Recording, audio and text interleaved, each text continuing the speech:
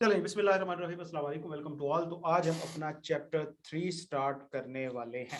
Chapter 3 देखो बेटा, हमने चैप्टर 2 में क्या पढ़ा था? हमने जस्ट इंट्रो लिया था कि भाई एक कॉन्ट्रैक्ट होता क्या है। तो हमने बेसिकली कॉन्ट्रैक्ट की जो मुख्तलिफ किस्म की हायरार्की है ना, हमने उनको डिस्कस किया था कि बात शुरू कहाँ से होती है, उसमें क्या कुछ ऐड हो जाता है और बेसिकली कॉन्ट्रैक्ट बन जाता है। तो लिहाजा हमने जब पढ़ा तो हमने कहा था कि देखो भाई, कॉन्ट्रैक्ट के लिए सबसे पहले ऑफर का होना जरूरी है, मतलब प्रपोजल का होना जरूरी है। उसके बाद हमने कहा कि प्रपोजल की एक्सेप्टेंस होना भी जरूरी है।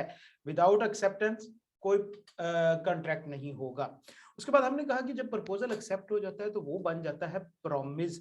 फिर हमने कहा कि प्रॉमिस के अंदर अगर हम कंसिडरेशन ऐड कर दें तो वो हमारा बन जाता है एग्रीमेंट। ठीक है। और हमने कहा कि जब एग्रीमेंट बन जाता है तो उसके अंदर हम अगर लीगल इन्फोर्सिबिलिटी ऐड कर दें तो भैया जी वो हमारा बन जाता है कॉन्ट्रैक्ट। तो बेसिकली ये सारी चीजें एक कॉन्ट्रैक्ट की एसेंशियल है। मतलब ये जो वो मोटी मोटी चीजें हमें नजर आ रही हैं कि ऑफर लाजमी है, एक्सेप्टेंस लाजमी है, प्रॉमिस होना लाजमी है, कंसिडरेशन होना लाजमी है, एग्रीमेंट होना लाजमी है, लीगल इन्फोर्सिबिलिटी होना लाजमी है, तब जाके कॉन्ट्रैक्ट बनेगा। तो लिहाजा ये कॉन्ट्रैक्ट के एसेंशियल एलिमेंट या एसेंशियल कंपोनेंट है जिनको हम एसेंशियल ऑफ अ कॉन्ट्रैक्ट कहते हैं। ओके। अब कल हमने इसके पिछले लेक्चर में दो एसेंशियल हमने पढ़ लिया। हमने ऑफर को भी कंप्लीटली पढ़ लिया था कि ऑफर क्या होती है, ऑफर कैसे होती है, ऑफर कौन कराता है, ऑफर की कम्युनिकेशन कैसे होती है और ऑफर को कैंसिल कैसे किया जा सकता है, रिवोक कैसे किया जा सकता है।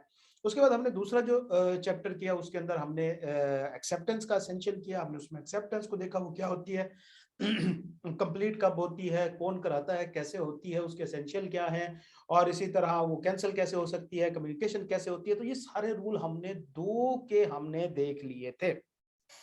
अब मजीद अब हम आगे इनके एसेंशियल ही करेंगे। अब कुछ एसेंशियल तो हमें यहाँ पे मोटे मोटे नजर आ रहे हैं, जिस तरह के कंसीडरेशन, वो हम चैप्टर 3 का जो सेकंड पार्ट है उसके अंदर हम करेंगे इंशाल्लाह। इसी तरह जो लीगल इन्फोर्सिबिलिटी है वो बेसिकली एक वाइड टर्म है, मतलब लीगली इन्फोर्सेबल होना चाहिए। तो इसका मतलब है कि कोई ना कोई लीगल कॉन्ट्रैक्ट होना चाहिए, मतलब जो बाय लॉ कॉन्ट्रैक्ट जो है वो इन्फोर्सेबल हो। ओके। तो बाय लॉ इन्फोर्सेबल हो, जो इसमें क्या कहते हैं, एक मिनट दीजिएगा, जिसके ऊपर लॉ लगता हो। अब जाहिर सी बात है, हमें पता है कि जो इन्फोर्सिबिलिटी है ये लॉ उस चीज के ऊपर एप्लीकेबल होता है जो लीगल होगी। इलीगल चीज के ऊपर तो लॉ इन्फोर्स ही नहीं होता। मिसाल के तौर पे आप किसी से जुए में 5,000 हार गए और आप अदालत में चले जाओ और कहो कि जनाब जी मैं जुए में हार गया हूं, तो इस बंदे से इसने मेरे साथ चीटिंग किया तो मुझे इससे रिकवर करा कर, अदालत कहेगी बल्कि दोनों को पकड़ो, थाने में डालो, लित्तर मारो। ये कोई कॉन्ट्रैक्ट ही नहीं है, ये कोई इन्फोर्सिबिलिटी भी नहीं है। तो लिहाजा ये एक वाइड टर्म है कि मतलब लीगल कॉन्ट्रैक्ट होना चाहिए। अब लीगल कॉन्ट्रैक्ट कौन कौन से होते हैं ये भी हमने सारा पढ़ना है। इसी तरह हमने देखना है कि इलीगल कॉन्ट्रैक्ट कौन कौन से होते हैं। अच्छा, अब एक चीज आप याद रखें कि हमेशा एक कॉन्ट्रैक्ट वही होगा जो लीगल होगा। एक कॉन्ट्रैक्ट अगर लीगल नहीं है वो हो ही नहीं सकता। इलीगल कॉन्ट्रैक्ट नहीं होता कभी भी।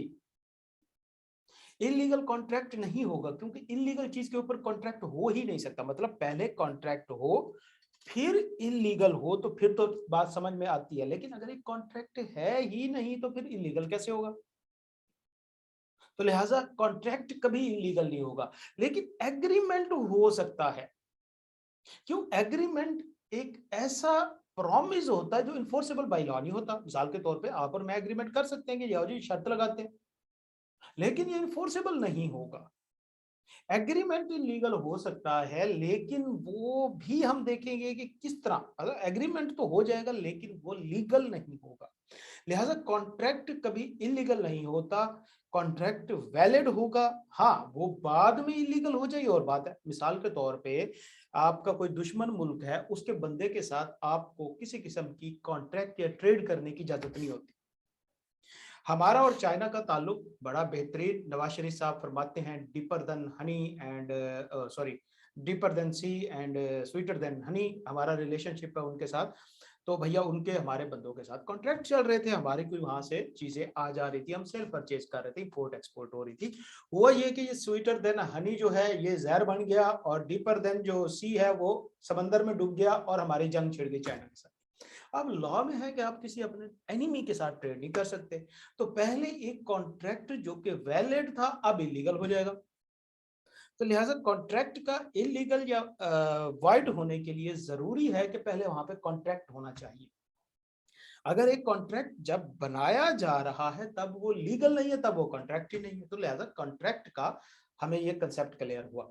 अब हम कुछ कॉन्ट्रैक्ट्स की टाइप्स देखेंगे, कॉन्ट्रैक्ट्स की टाइप, एग्रीमेंट्स की टाइप, बेसिकली ये डेफिनेशंस है, और डेफिनेशंस इंपॉर्टेंट है, ये लीगल टर्म्स है, इनको आपने याद करना होगा। ओके, सबसे पहले हम देखते हैं वैलिड कॉन्ट्रैक्ट। वैलिड का मुराद होता है जायज, मतलब ठीक ठाक, मुनासिब, नॉर्मल, जिसके अंदर कोई चीज जो है वो गलत ना हो, दुरुस्त, राइट, करेक्ट, आप ये सारे वर्ड इनके लिए यूज कर सकते हो। तो लिहाजा वैलिड कॉन्ट्रैक्ट कौन सा है? एक ऐसा एग्रीमेंट जो इन्फोर्सेबल बाय लॉ होगा, वो एक वैलिड कॉन्ट्रैक्ट कहलाएगा। वॉइडेबल कॉन्ट्रैक्ट कौन सा होता है? ये एक वो अच्छा, वॉइड का मतलब होता है कैंसल करना, वॉइड कैंसल करना। तो वाइड कॉन्ट्रैक्ट तो मतलब ऐसा कॉन्ट्रैक्ट जो कैंसिल हो जाए, खत्म हो जाए, वाइड खत्म हो गया, इलीगल हो गया, उसको आपने कैंसिल आउट कर दिया। वाइड एबल कॉन्ट्रैक्ट क्या होता है कि ये वो कॉन्ट्रैक्ट है ना तो ये वैलिड है और ना ये इनवैलिड है, वाइड है, ये उनके दरमियान की एक चीज है। मतलब ये वो कॉन्ट्रैक्ट है जिसमें किसी पार्टी के पास कोई ना कोई ऑप्शन मौजूद होता है कि वो इस कॉन्ट्रैक्ट को कैंसिल करे या इस कॉन्ट्रैक्ट को कंटिन्यू रखे। समझ आई बात? जी सर। हाँ जी। तो लिहाजा वाइडेबल कॉन्ट्रैक्ट क्या है? एक ऐसा कॉन्ट्रैक्ट जिसमें एक जो एग्रीव्ड पार्टी होती है, या कोई पार्टी या किसी भी पार्टी के ऑप्शन के ऊपर होता है कि भाई उसकी मर्जी आ जाती है कि अब उस कॉन्ट्रैक्ट को वो परफॉर्म करे या ना करे। मिसाल के तौर पे मैं एग्जांपल देता हूं आपको, मेरा और आपका मुआहिदा कॉन्ट्रैक्ट तय हुआ कि भाई मैं आपको 2 बोरी गंदम की जो है वो 31 दिसंबर को आपके घर पहुंचा दूंगा, बदले में आप मुझे 3,000 रुपए दोगे। ठीक है, ये हमारा एक कॉन्ट्रैक्ट हुआ। अब हुआ ये कि 31 दिसंबर को मैं 2 के बदले 1 बोरी लेके चला गया। अब भाई, अब जब मैं 1 बोरी लेके गया तो इसका मतलब ये हुआ कि मैंने पूरा कॉन्ट्रैक्ट परफॉर्म नहीं किया, मेरा कसूर है।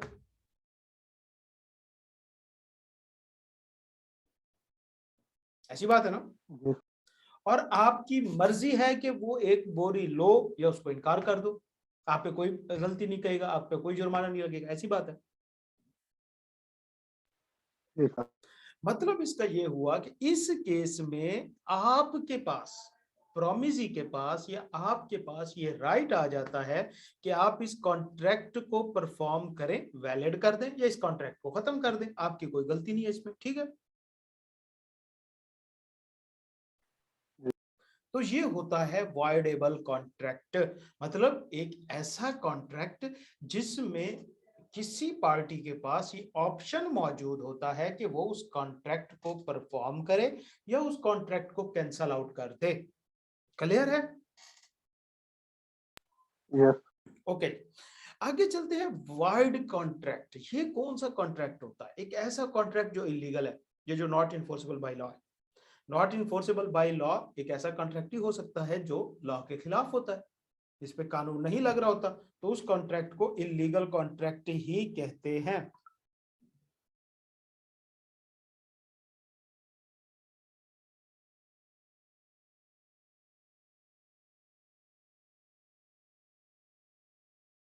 एक मिनट दीजिए।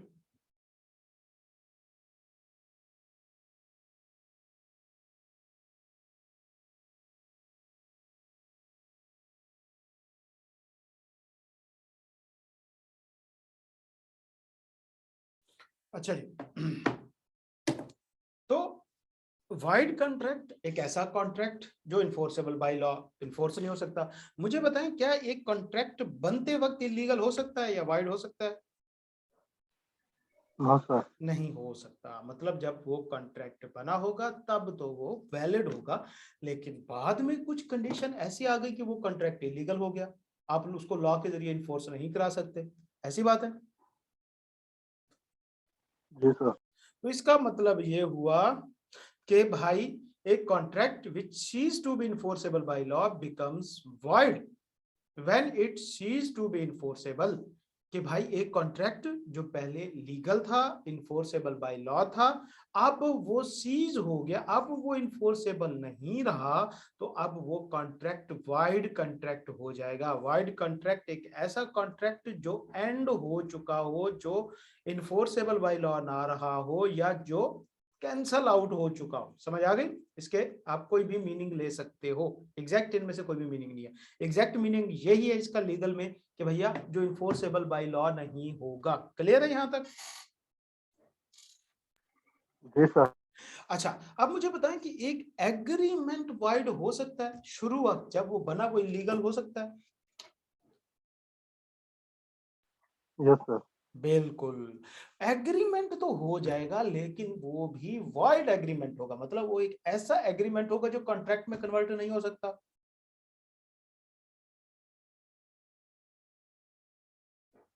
ऐसी यस बात सर। है। तो लिहाजा जी वाइड सर। कॉन्ट्रैक्ट वो कॉन्ट्रैक्ट होगा जो at the time of formation तो वैलिड था, लेकिन आफ्टर फॉर्मेशन किसी भी टेक्निकल रीजन की वजह से वो इन्फोर्सेबल बाय लॉ नहीं रहा, तो वो वाइड कॉन्ट्रैक्ट। वाइड एग्रीमेंट ये वो एग्रीमेंट होता है जो इन्फोर्सेबल बाय लॉ होता ही नहीं है। और ये एक ऐसा एग्रीमेंट जो शुरू से ही इलीगल हो उसको कहते हैं वाइड एब इनिशियो। मतलब illegal from from the the beginning लिखा हो ऊपर, इलीगल फ्रॉम द बिगिनिंग। एक ऐसा एग्रीमेंट, देखो एग्रीमेंट किया, लीगल था, मतलब हमने कॉन्ट्रैक्ट, लीगल इंटेंशन नहीं थी लेकिन एग्रीमेंट ठीक ठाक था। साल के तौर पे मैंने एग्रीमेंट किया, यार मैं आपको गंदम की बोरी बेचूंगा, आप जो है मुझे 2000 देना, अगर मैं लेके आ गया, नहीं आया तो कोई मसला नहीं है, अदालत में हम नहीं जाएंगे। ये कॉन्ट्रैक्ट नहीं है, क्यों? हम इन्फोर्सेबल नहीं कर रहे, लेकिन एग्रीमेंट बहरहाल है। अब एग्रीमेंट ये एक लीगल एग्रीमेंट है, बाद में हो सकता है किसी वजह से ये इलीगल हो जाए, ठीक है? हो सकता है कि हम शुरू में एग्रीमेंट ही इलीगल कर रहे हो। तो लिहाजा एग्रीमेंट जो होता है वो at the time of formation from the beginning भी इलीगल हो सकता है, वाइड एग्रीमेंट हो सकता है, एंड आफ्टरवर्ड भी वो वाइड हो सकता है। क्लियर है? लेकिन कॉन्ट्रैक्ट जो है वो हमेशा आफ्टरवर्ड जो है वो वाइड होगा, at the time of formation वो हमेशा वैलिड होगा। क्लियर है? जी सर। ओके। अब कॉन्ट्रैक्ट की एसेंशियल क्या है, हम कुछ पढ़ के आ चुके हैं। मतलब ऑफर, एक्सेप्टेंस, ये चीजें हम कंसिडरेशन को भी थोड़ा सा देखा था, लेकिन अभी देखेंगे, मजीद देखते हैं।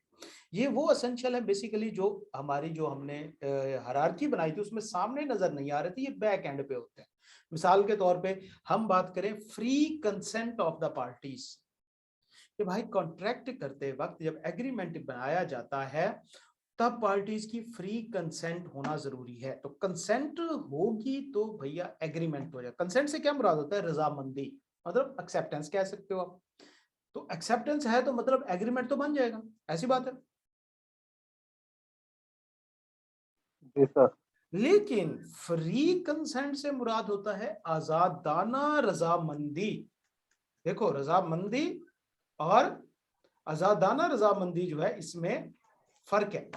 रजामंदी भाई मैं आपको दो चपेड़े लगा के राजी कर सकता हूँ, जिस तरह के हमारे घर वाले हमें शादियों पे राजी करते हैं प्रॉपरली तरीके से ब्लैकमेल करके, तो रजामंदी तो वो भी है, कंसेंट तो मौजूद है। फ्री कंसेंट से क्या मुराद है कि मैं कोई किस्म की जोर जबरदस्ती ना करूं, आप पे कोई प्रेशर ना डालूं, बल्कि आप अपनी मर्जी से तमाम टर्म्स एंड कंडीशन को समझें, उसके इफेक्ट को समझें और उसके बाद अपनी कंसेंट दे दें। तो लिहाजा एग्रीमेंट के लिए जरूरी नहीं है कि भाई फ्री कंसेंट हो, वो कंसेंट भी हो सकती है। आप किसी को क्या कहते हैं, अल्ताफ भाई के जरिए कंसेंट दिलवा ले, कोई मसला नहीं है, लेकिन वो इलीगल वाइड एग्रीमेंट होगा। बहरहाल एग्रीमेंट तो होगा, लेकिन कॉन्ट्रैक्ट के लिए जरूरी है कि कंसेंट भी हो और वो फ्री कंसेंट भी हो, मतलब आजादाना रजामंदी होनी चाहिए। कोई पार्टी को इन्फोर्स नहीं किया जाना चाहिए कि भाई तुमने ये कॉन्ट्रैक्ट में इंटर होना है। फ्री कंसेंट से मुराद समझ आ गई कि भाई हर पार्टी अपनी मर्जी से, अपनी जरूरत के मुताबिक, अपनी चीजों को समझ के फिर ही अपनी कंसेंट देगी, तो समझा जाएगा ये एक वैलिड कॉन्ट्रैक्ट है। क्लियर है? जी सर। ओके जी।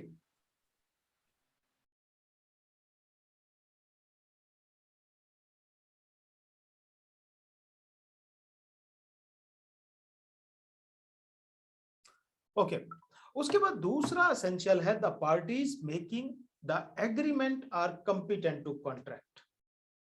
कि भाई जो पार्टीज एग्रीमेंट कर रही हैं या कॉन्ट्रैक्ट कर रही हैं, ये जरूरी है कि वो पार्टीज जो है कॉम्पिटेंट टू कॉन्ट्रैक्ट होना चाहिए। अब कॉम्पिटेंट टू कॉन्ट्रैक्ट से मुराद है, कॉम्पिटेंसी से क्या मुराद होता है उर्दू में, तो मतलब मुझे बताएगा कौन सा ज्यादा क्लास में आया हादी? हाँ जी, कॉम्पिटेंसी से क्या मुराद होता है, कोई मुझे समझाए। कॉम्पिटेंसी का उर्दू में मतलब क्या है, डिक्शनरी में?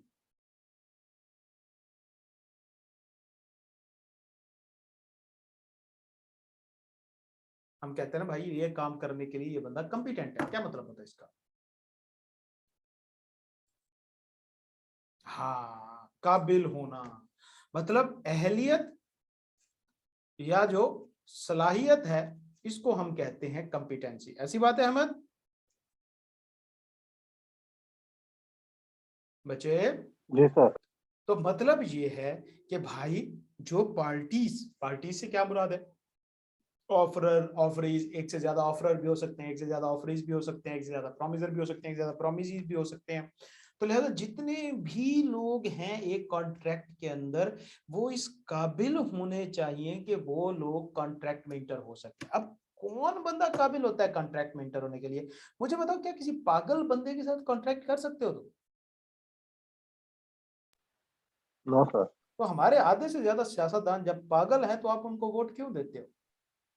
हैं, इतनी समझदार तो हैं आप। खैर, पॉलिटिक्स में नहीं जाते, लेकिन बहरहाल, तो लिहाजा हमें पता चला कि भाई कॉन्ट्रैक्ट करने के लिए भी सलाहियत की जरूरत होती है। मतलब अब इस सलाहियत से क्या मुराद है? क्या वो शख्स चार्टर्ड अकाउंटेंट होना चाहिए? क्या वो शख्स 6 फुट का होना चाहिए? क्या उस शख्स का 42 इंच का डोला होना चाहिए? 21 इंच का डोला, 22 का? क्या मतलब सलाहियत से? तो सलाहियत से मुराद अब लॉ ने डिफाइन कर दिया है कि कौन कौन से शख्स जो हैं वो कॉम्पिटेंट टू कॉन्ट्रैक्ट होते हैं। तो ये हम आगे टॉपिक में पढ़ेंगे। मिसाल हम मैंने दे दिया आपको कि भाई एक शख्स जो पागल होगा वो कॉम्पिटेंट टू कॉन्ट्रैक्ट नहीं है। सेम इसी तरह एक 18 साल से कम उम्र बच्चा भी कॉम्पिटेंट टू कॉन्ट्रैक्ट नहीं है, मतलब कॉन्ट्रैक्ट करने की सलाहियत नहीं रखता। समझ आ गई बात? जी सर। चले, उसके बाद तीसरा एसेंशियल है the agreement is for lawful consideration. Consideration क्या होती है बच्चे? कंसीडरेशन क्या थी अहमद हादी? मैंने बताया था पिछले लेक्चर्स में। मैं सर उसे जो मिले। बेटा जो वैल्यू ऑफ द कॉन्ट्रैक्ट होती है उसको कंसीडरेशन कहते हैं। अगर ज्यादा स्पेसिफिक करें तो जो चीज प्रोमिजी प्रोमिसर को दे रहा होता है उसको कंसीडरेशन कहते हैं। क्लियर है? जी सर। ओके, तो जो चीज प्रोमिजी प्रोमिसर को दे रहा होता है उसको कंसीडरेशन कहा जाता है। अब वो कहते हैं ये जो प्रोमिजी दे रहा है प्रोमिसर को, या बेसिकली हम कहें कि जो कॉन्ट्रैक्ट की वैल्यू एक दूसरे को ट्रांसफर हो रही है उसका लॉफुल होना जरूरी है। मिसाल के तौर पे मैं आपको अपनी गाड़ी बेचता हूं और आप मुझे 2 किलो चर्स भिजवा दे वहां से, तो ये लॉफुल कंसीडरेशन हुई? ये चीज। No sir. लीगल है। तो लिहाजा कंसीडरेशन का लीगल या लॉफुल होना जरूरी है। मैं यहाँ से गंदम भेजता हूँ और हादी को कहता हूँ कि वहां से मुझे 2 स्मगल्ड गाड़ियां भिजवा दो कराची से, सिंध से, ये कोई वैलिड कंसिडरेशन है? नहीं है, इलीगल है। तो लिहाजा जो कंसिडरेशन है, जो basically subject matter of the contract है या जो वैल्यू ऑफ द कॉन्ट्रैक्ट है, उसका लीगल होना भी जरूरी है। क्लियर है? इसके अलावा agreement is made with a lawful object. Object क्या होता है कॉन्ट्रैक्ट का बच्चे? Intention. Intention to make a contract basically object बनता है। मिसाल के तौर पे मैं आपको एक चीज सेल करता हूं, आप परचेज करते हो, क्या इसमें हमारा ऑब्जेक्ट सेल परचेज था या प्रॉफिट कमाना था? प्रॉफिट। प्रॉफिट कमाना था। तो लिहाजा जो ऑब्जेक्ट ऑफ द लॉ है उसका भी लॉफुल होना जरूरी है। अगर मैं आपको कहता हूं कि आप मेरा ये पैसा अपने पास रखो, अपनी गाड़ी मुझे बेच दो, इस पर्पस के लिए कि मेरी ये ब्लैक मनी है, मैं इसको व्हाइट करना चाहता हूं। क्या ऑब्जेक्ट इस कॉन्ट्रैक्ट का लॉफुल है, इस एग्रीमेंट का? No sir. नहीं है। मैं आपसे क्या करता हूं, कोई चीज खरीदता हूं, बदले में पैसे देता हूं इस पर्पस के लिए कि आप ये पैसे आगे थर्ड पार्टी को ट्रांसफर करें और उसको फलाने बंदे की सुपारी दे दें। लॉफुल हुआ ऑब्जेक्ट? No sir. नहीं हुआ। और इसी तरह कहते हैं अगला एसेंशियल है, the agreement is not expressly declared to be void by law, कि कुछ एग्रीमेंट ऐसे हैं जो लॉ ने डिक्लेयर कर रखे हैं कि ये वॉइड होंगे, ये इलीगल होंगे। मिसाल के तौर पे आप किसी के साथ ये एग्रीमेंट नहीं कर सकते कि भाई तू पूरी दुनिया में बिजनेस ही नहीं करेगा, ये गलत है। आप किसी की इंडस्ट्रेंट ऑफ ट्रेड नहीं कर सकते। आप किसी के भाई को गोली मार के उसके भाई से एग्रीमेंट नहीं कर सकते कि भैया तू मेरे खिलाफ केस नहीं करेगा। ये वो इंडस्ट्रेंट ऑफ लीगल प्रोसीडिंग हो जाता है। इसी तरह आप किसी शख्स के साथ ये एग्रीमेंट नहीं कर सकते कि भाई वो आज के बाद अपने बच्चों के ऊपर कोई कंट्रोल नहीं रखेगा। ये पेरेंटल राइट्स जो है खत्म होने वाली बात है। तो लिहाजा कुछ एग्रीमेंट ऐसे हैं जो लॉ ने स्पेसिफाई कर दिए कि ये तो हो ही नहीं सकते ना। तो लिहाजा ये शादी वाला भी है। जी बेटा। शादी वाला भी है। हाँ शादी वाला भी है, लेकिन उसका थोड़ा सा और इशू है, हम उसको थोड़े से और तरीके से देखेंगे कि वो किस तरीके से काम करता है। शादी वाला है मामा हीर का। अच्छा चलते हैं। तो लिहाजा essential of a valid agreement क्या है कि भाई वो वाले तो एसेंशियल अपनी जगह मौजूद हैं, ऑफर होनी चाहिए, एक्सेप्टेंस होनी चाहिए, कंसिडरेशन होनी चाहिए, वो सारे अपनी जगह मौजूद है। ये उससे एक्स्ट्रा है कि भाई जो कंसेंट हो, जो एक्सेप्टेंस हो वो फ्री हो, पार्टीज जो है वो कॉम्पिटेंट हो, ऑब्जेक्ट जो है कंसिडरेशन जो है वो लॉफुल हो, ऑब्जेक्ट लॉफुल हो, और लॉ ने या कानूनी तौर पे उस एग्रीमेंट को करने से आपको मना ना किया गया हो। क्लियर है बच्चे? जी सर। चले गुड हो गया। तो लिहाजा आज हमने क्या पढ़ा? हमने पढ़ा डेफिनेशन कुछ, और साथ में हमने एसेंशियल्स देखे। क्लियर है यहां तक? जी सर। चले आज हम इसको यहीं पे खत्म करते हैं। मेरी पैक में मीटिंग है थोड़ी सी, मुझे अभी तक भी वही मैसेजेस आ रहे हैं। इंशाल्लाह आज हमारी दुआ कीजिएगा एक अच्छी सक्सेसफुल मीटिंग रहे। तो होपफुली हम आपको फिर नेक्स्ट लेक्चर में मिलते हैं, ठीक है बच्चे? और साथ में फिर हम ओके सर। टेस्ट शेड्यूल भी इंशाल्लाह फ्राइडे को सैटरडे को आपको जो है वो भेज देंगे। मंडे को होपफुली हमारा टेस्ट भी होगा, ठीक है बच्चे? Okay sir. ओके बेटा जी। तो अल्लाह ताला आप सबको अपनी ज़ुबान में रखे बच्चे। अल्लाह हाफिज। अल्लाह हाफिज।